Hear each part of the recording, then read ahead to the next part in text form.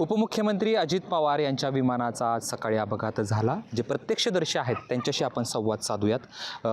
नेमकं तुम्ही सकाळी काय बघितली? म्हणजे ते एरोप्लेन पहिल्यांदा गेलं, ते पहिल्यांदा असं वरून गेलं, मग ते फिरून आलं आणि ते गावाकडून असं खालून येत होतं आणि ते असं म्हणजे साईडला असं ते ही होत होतं उलटं असं, आणि ते असं फिरलं, ते जाग्यावर असं टच झालं खाली त्या पट्टीच्या आणि जाग्यावर बराबर असा स्फोट झाला.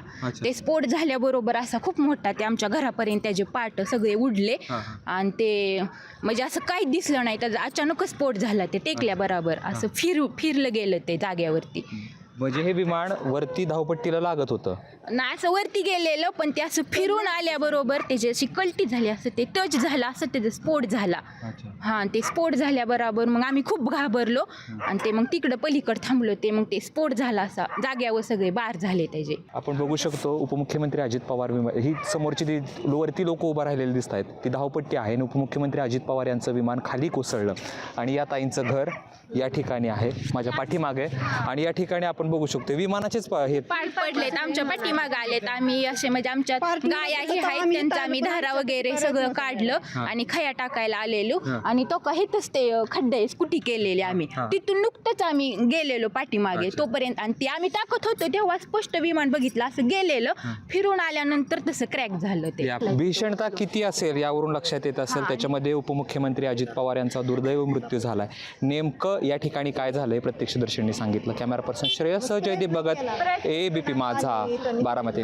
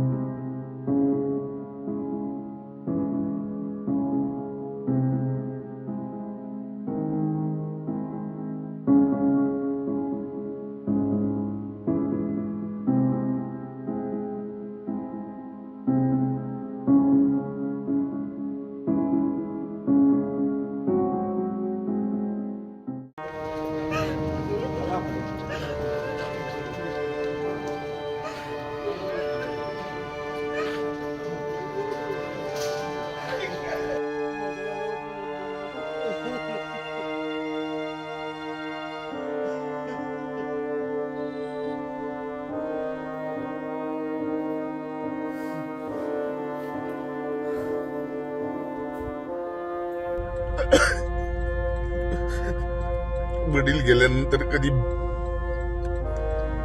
माझ्यासारख्याला वडील नाही त्याची जाणीव नाही होती.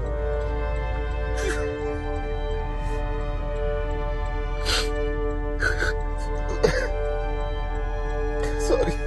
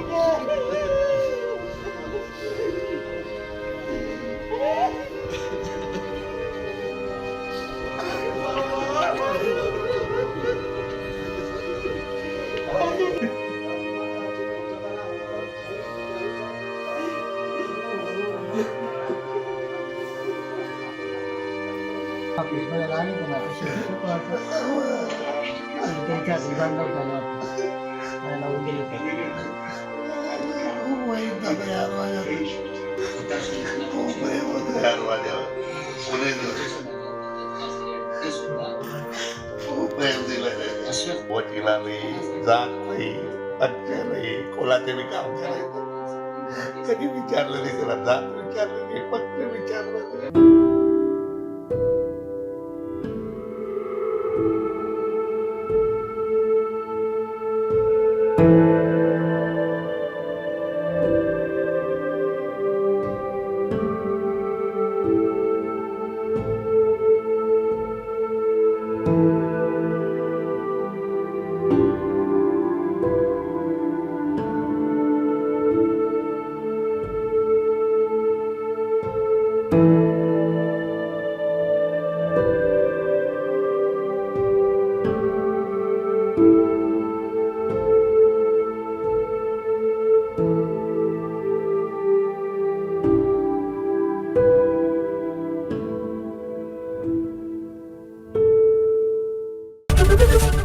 एबीपी माझा, उघडा डोळे बघा नीट.